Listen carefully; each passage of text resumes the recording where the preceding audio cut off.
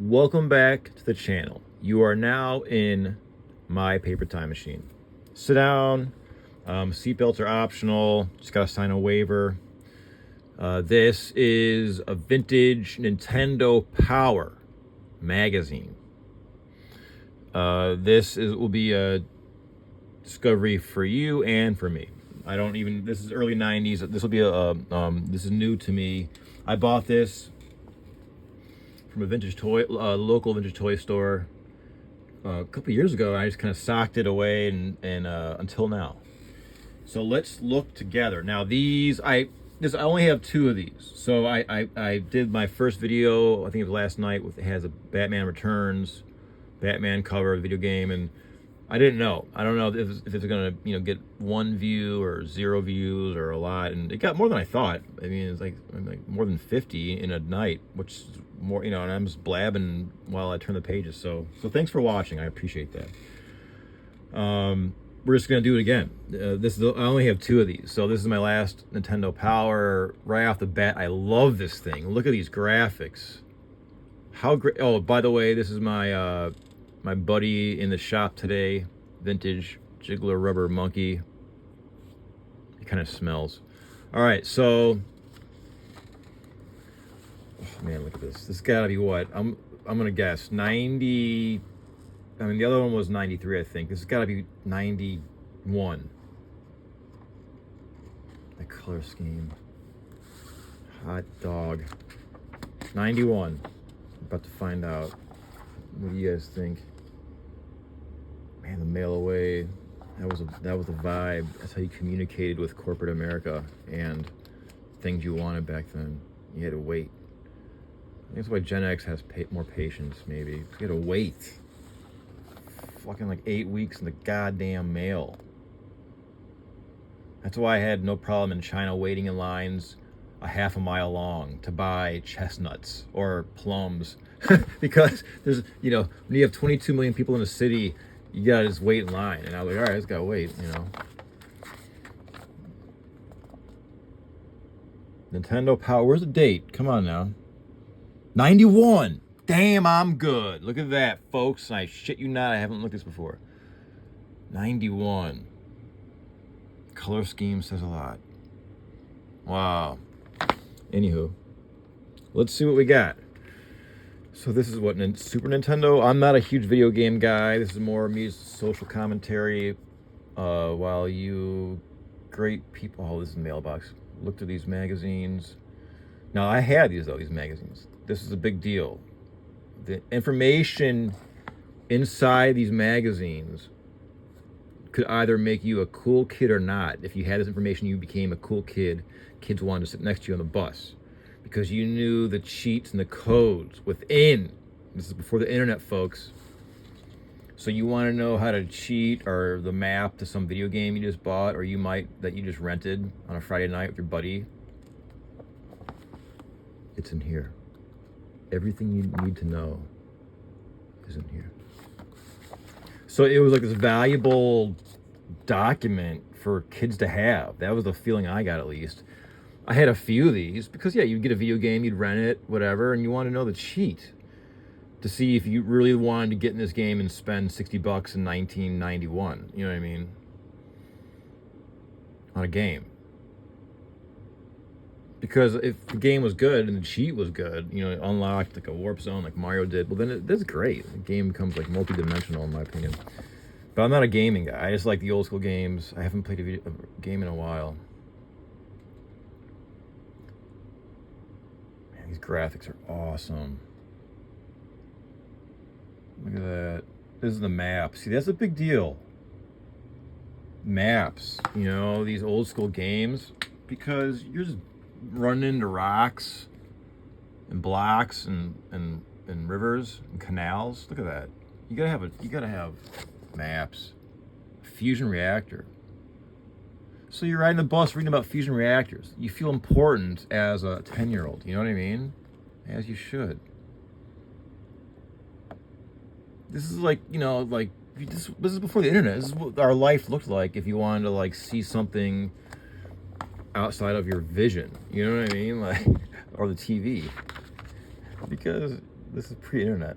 So that it's look how busy it is. You know, it's busy. It's busy pages. I love it, man. These maps. See, that was so key because you would sit there with your friend with the pizza, and he would have the map, and you'd be like, "All right, now what?" You'd be like, "Oh, you gotta jump." You know what I mean? Plasma cannons. Those were big deals in the early '90s, folks. Early '90s. Plasma cannons. Gravitrain access corridor, stage 3. Laser cannon floater.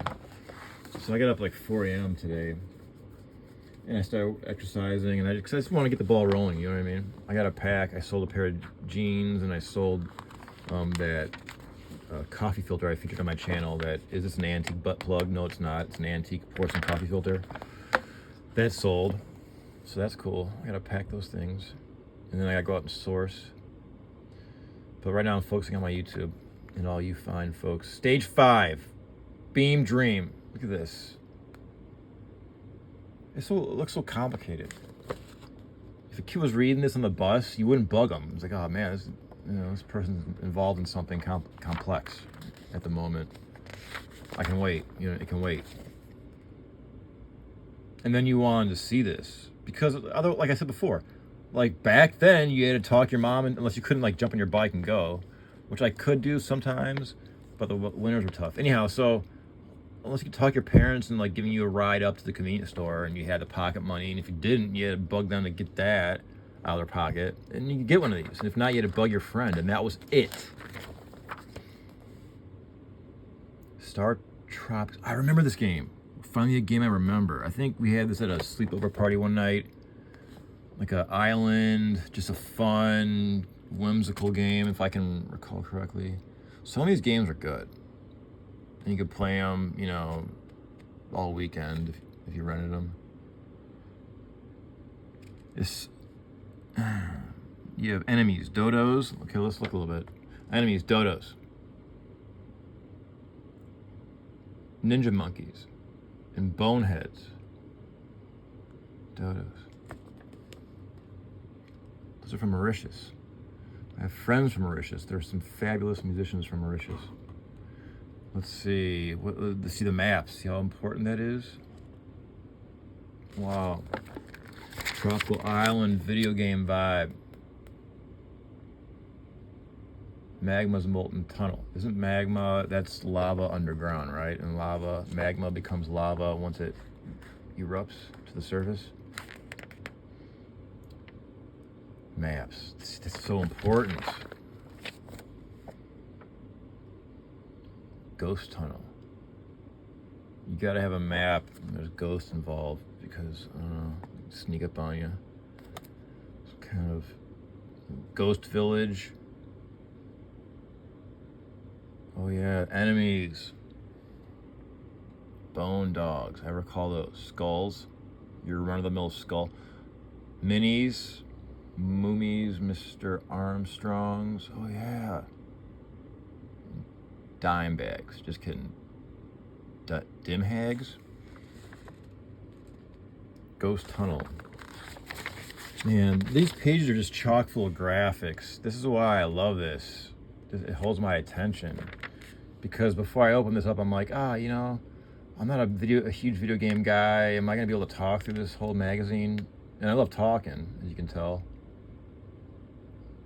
But it's got what it takes. I mean, I love vintage, obviously, and antique, and this is vintage, and graphics are a huge deal, once that became a part of popular design and pop culture and stuff in the, I guess late, mid 70s, This is cool. Confession. Wow, jeez, look at this. This is complicated. And it keeps going, man. Captain Bell's Cave, there's bats. Captain Bell's Cave, the reunion. Jeez Louise, there's a robot talking to you. Is that a nautilus? That's a bizarre animal.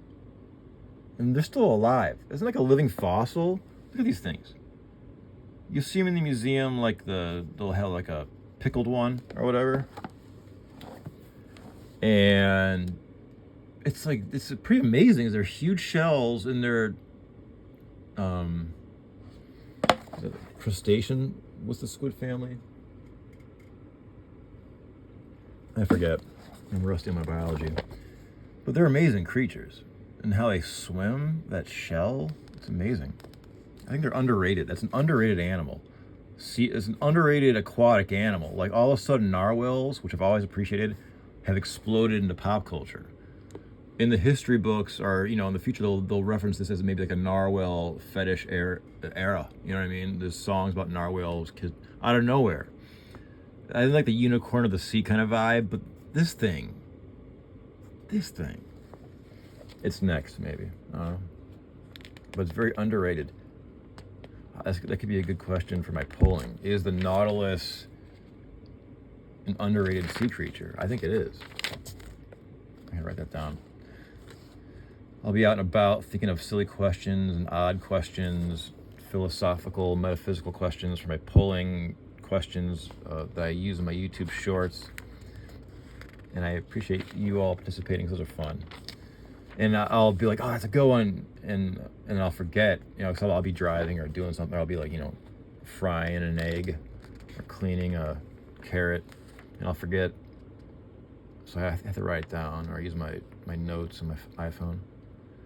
So this is it. All right, classified. All right, folks, I'm going to stop yakking. Time to focus. This is classified information. Make sure your doors are closed. This is how it felt back then. You're like, Nintendo Top Secret Power, holy cow, like this is the inner sanctum of the, you know, taboo information that you know, it's hard to get this, and your friends want this, and you got to decide if you want to let them know this because the kids that pissed you off. You're like, no, buddy, take a hike. And then your friends that were cool, you're like, yeah, come on, sit next to me on the bus. I'll help you out today. You know what I mean? And then you were like the hero. And this hero-esque aura lasted for, I don't know, like maybe like, I don't know, good 3 or 4 days, 5 days if it was a good game. And then you had to move on to the next game and the next, you know, magazine, you know. That was the cycle. Classified information. Mega Man was at 3, weapon power workout. One of the secrets of success in the Mega Man series of games is knowing the right items and weapons to use in each situation. This is especially important when taking on the robot masters of each world. In Mega Man 3, there are weapons that work particularly well on each robot master. The table this table. So it shows you, table below shows the number of hits that it takes to defeat each robot master with each weapon with an X. See, that is so important. Your friend's next to you, he's like, all right, 28 times with the spark shock. And you're counting together or whatever. This is huge, this table. The robot masters, the bosses. Wow. That is awesome. Uh-oh. That's a Super Mario. Silver Surfer. I think I played that game once. We rented it, and it was like, yep, return that one, unfortunately. I think. If I can recall. Turtles Arcade. The original Turtles one was lousy for Sega Genesis. Or no, for Nintendo NES. It was really hard gameplay. The arcade was awesome. Man. Shadow Ninja. There was a plethora of ninja games in the early 90s. There's a ton of them. Some are good, some are just run-of-the-mill classic codes. Folks, now we're talking classified information, okay? What you see here stays between you and EJ. That's me, okay? That's how you felt back then. Classified codes. You got the little envelope, you gotta undo it. That's awesome. Oh man, up there. See, here we go. Simpler times, folks. The Konami code. Up, up, down, down. Left, right, left, right. BA start. Oh man, Contra. Enter the Konami code as the title. Oh, wait, so this is the code that apply to these different games. So it tells you when you can use like a generic code for various games. Oh man, get out. It works for the fall clan, and then what? There's another code. Wow. That's awesome. See, this was it. Like, you bought the magazine just to get to this in a lot of cases. Because if you have these, this is what you wanted. And this is what you just Google now, and people are like, oh, that's it. But back then you had to go out and get the magazine and go through the whole, rigmarole to get this. Wanted. And then you're like, oh, what's going on? Special agent. You'd read that. A popular activity among Nintendo game experts is developing tips and strategies. Oh, share your special tips with us. They want your feedback. They want to know what you're doing. Back then that's how you did it, snail mail. Is there a website there? Did I speak too soon? No, I don't see a website. Our address is... God, simpler times. It looks so innocent. Our like white bread, just wholesome. Our address is Nintendo Power, classified information. That looks important, doesn't it? P.O. Box. Little kid writing that, like, this is classified. But no website. It's 1991 Nintendo Power. Thanks for joining us. This is a look through with social and pop culture commentary by yours truly, E.J. Parker. Master Higgins returns. These are kind of like fun, whimsical games. Adventure Island 2. So you got to 2. So, so 1 did all right. So they did 2. And 2 can make it or break it. Oh, yeah, I remember this game. This is like, yes. This was the game I was thinking of, I think. This guy at the hat. He's portly. Honey Girl will make you temporarily invisible. Like a 90s rave thing. The flower doubles the effect of every fruit you find. This is a fun game. They're just kind of goofy and just easy going. It's a good pizza with your friends on the weekend game. Fern Island, the forest, tropical forest, just kind of relaxed.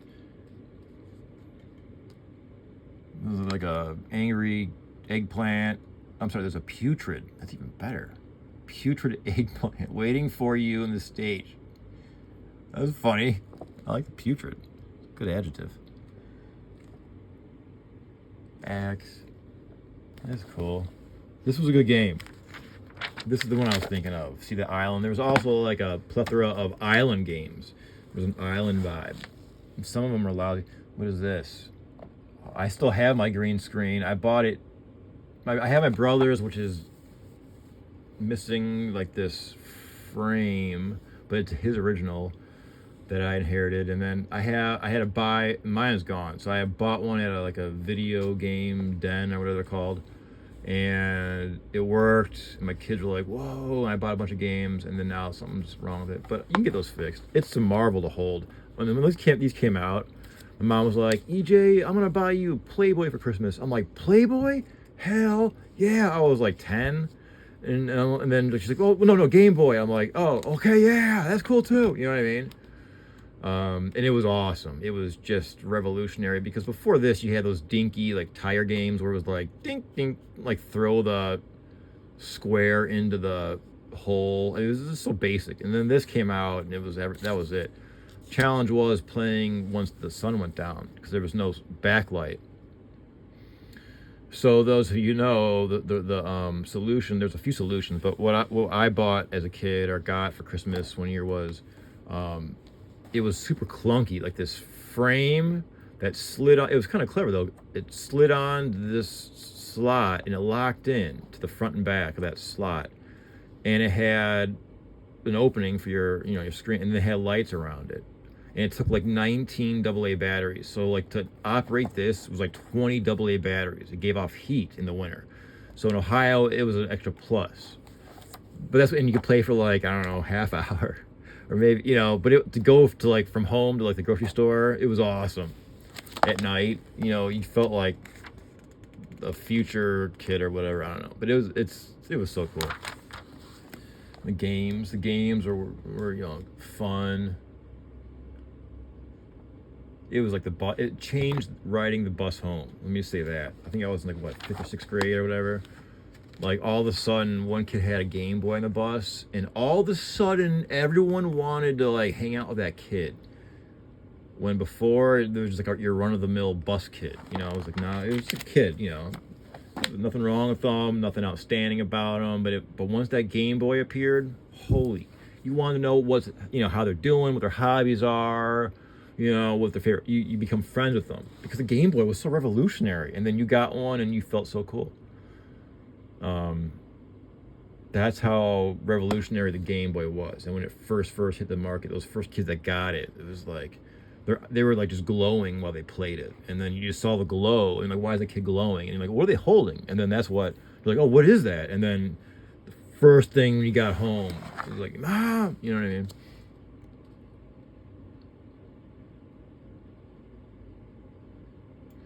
I'm not even paying attention to what I'm looking at. I'm just yakking away. Happy I'm not driving right now. I'd be talking. No, I'm a safe driver. Knock on wood. Let's see. Game Boy Classified. Wow, look at that. Super Strong Fleet. Land Torpedo. Fortress. DuckTales. You see, that's how it looked. And I love that. It was like this grayish green. You could adjust it. It did what it needed to do. And I believe, if I can recall correctly, I want like the most extreme that the system of Game Boy could be pushed.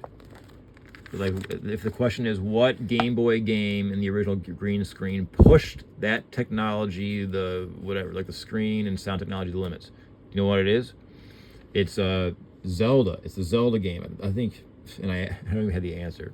I think the last like Zelda game, and I bought it, and it's got like these waves, like the opening scene, like the title screen, like these waves, and it's like a 3D ocean, and it really pushes the limits of what the Game Boy could do, the green screen. But it's a marvel. I think they were doing things like it shouldn't be able to do, but the engineers behind it were just so clever. They figured out how to make these like 3D waves and stuff that the machine shouldn't do, but they did it. And forgive me for not knowing that exact name. Maybe I can drop it in the description of this. I think it's the last green screen Game Boy Zelda game. Link, whatever.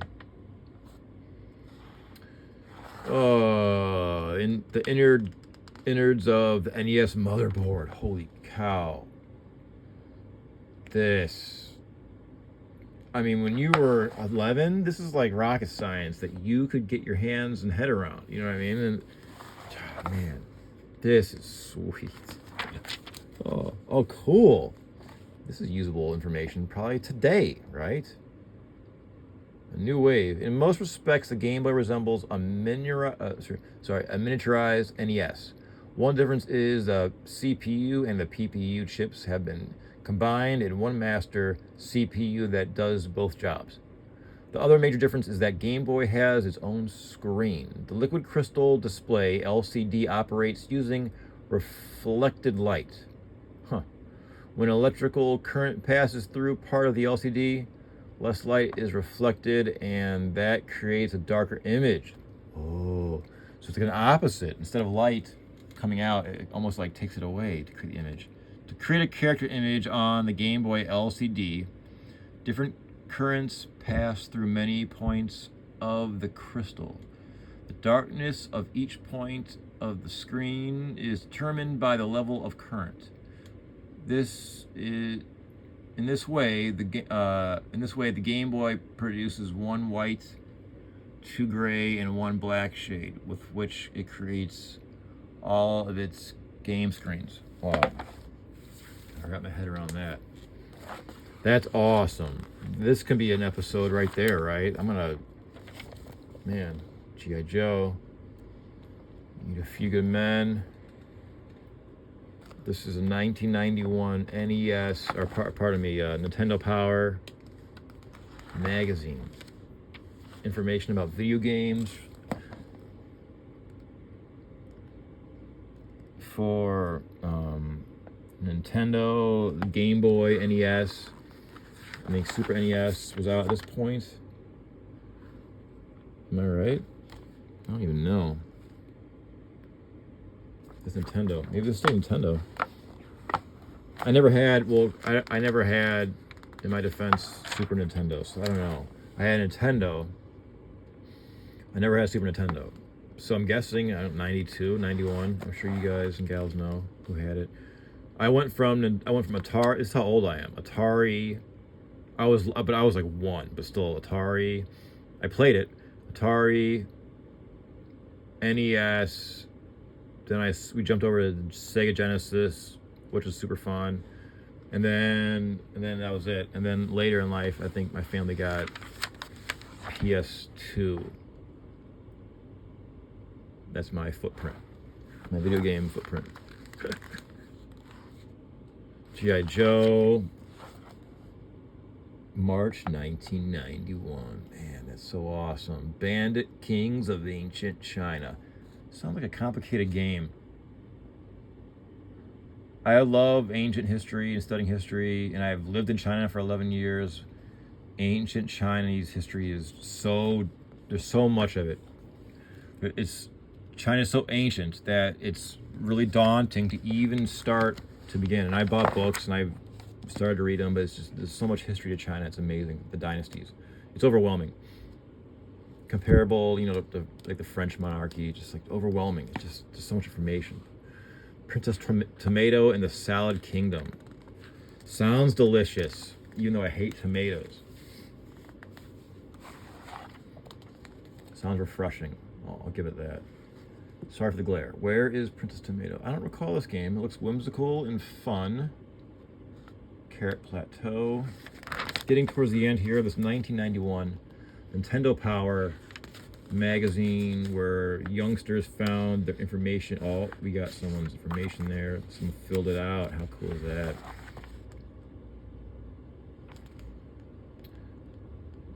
Voting award. Oh, the awards. All right, well, we gotta do this, and that's it. Best overall, 1990. The best overall NES game should score high in all areas, combining all aspects of good video game into the end. Okay, well, let's get to the point. Are these? Oh, these are the nominees for the best games.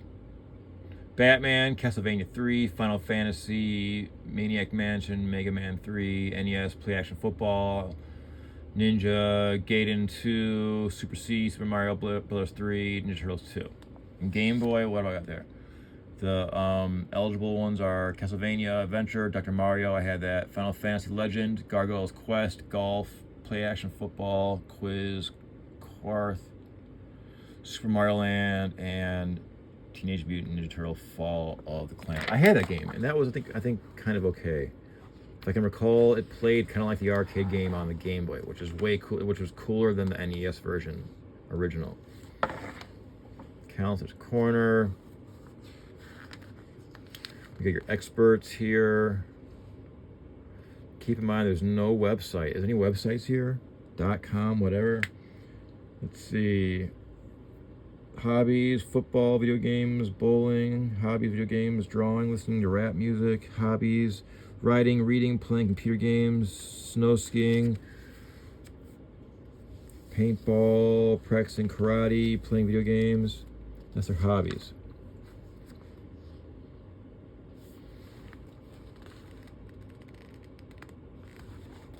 There's so much information packed in these magazines. I love it.